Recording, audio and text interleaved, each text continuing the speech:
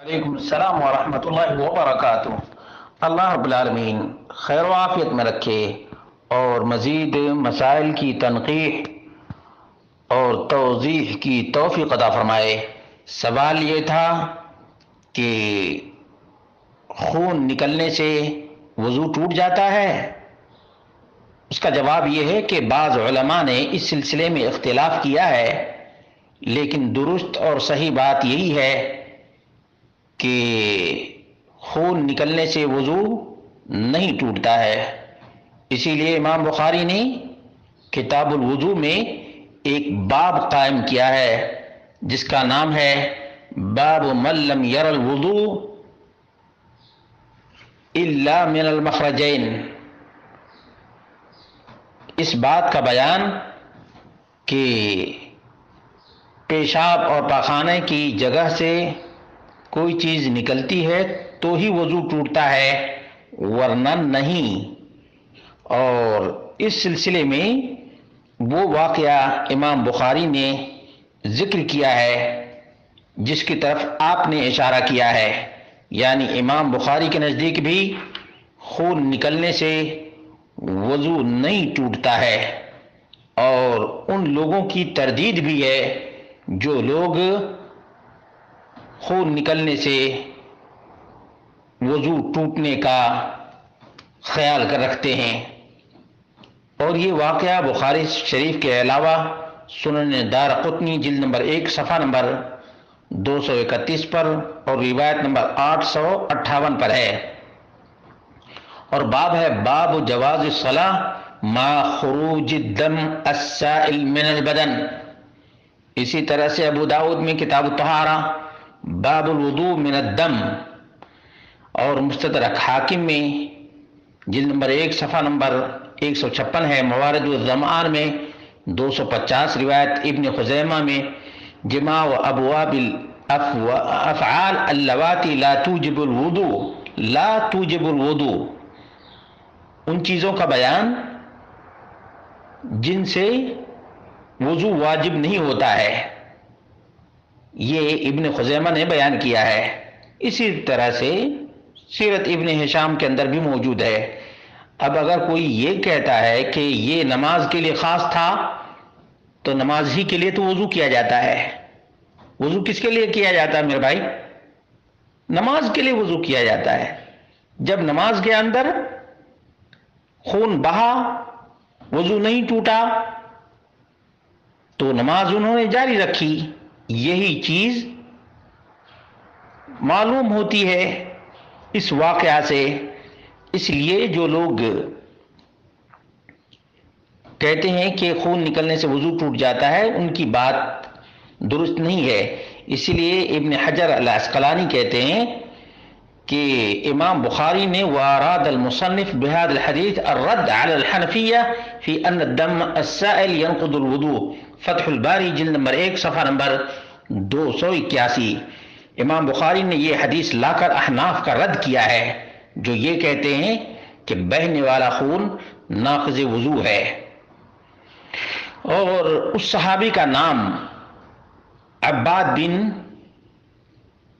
زبیر ہے یا مہاجر ہے۔ بہرحال وہ سورۃ الکہف کی تلاوت کر رہے تھے۔ اسی طرح سے دوسری دلیل یہ ہے کہ مسور بن مخرمہ بیان کرتے ہیں ان عمر رضی اللہ عنہ صلی وجرحه یسعب دما، دارقطنی جلد نمبر 1 صفحہ نمبر 221 اور روایت نمبر 859۔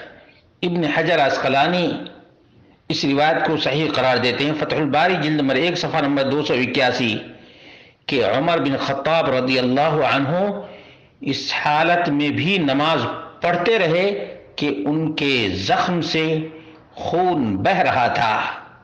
عمر بن خطاب رضی اللہ عنہ کا بھی عمل، یہ ایک ہی واقعہ نہیں جو آپ نے ذکر کیا ہے، عمر بن خطاب رضی اللہ عنہ کے ساتھ بھی یہ پیش آیا۔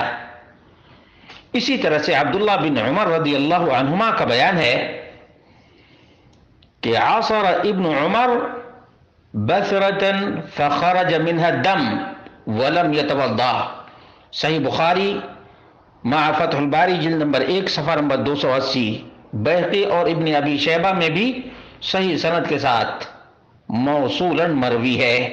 التلخیص الحبیر جلد نمبر 1 صفحہ نمبر 114 اور المحلہ لابن حزم جلد نمبر 1 صفحہ نمبر 260 میں ہے. ابن عمر رضی اللہ عنہما نے پھنسی کو نچوڑ دیا، بہا دیا، اس میں خون نکلا اور انہوں نے وضو نہیں کیا. ابن ابی شیبہ کے لفظ ہیں ثم صلی ولم یتوضا. پھنسی کو نچوڑ دیا، بہا دیا، خون بھی نکل گیا، پھر نماز بھی پڑھے، وضو انہوں نے دہرایا بھی نہیں. یہ ابن ابی شیبہ جلد نمبر 1 صفحہ نمبر 128 ہے اور روایت نمبر 1479 ہے. اسی طرح سے امام طاؤوس سے مروی ہے انہ کان لا یرا فی الدم السائل وضوءا یغسل عنہ الدم ثم حسبه.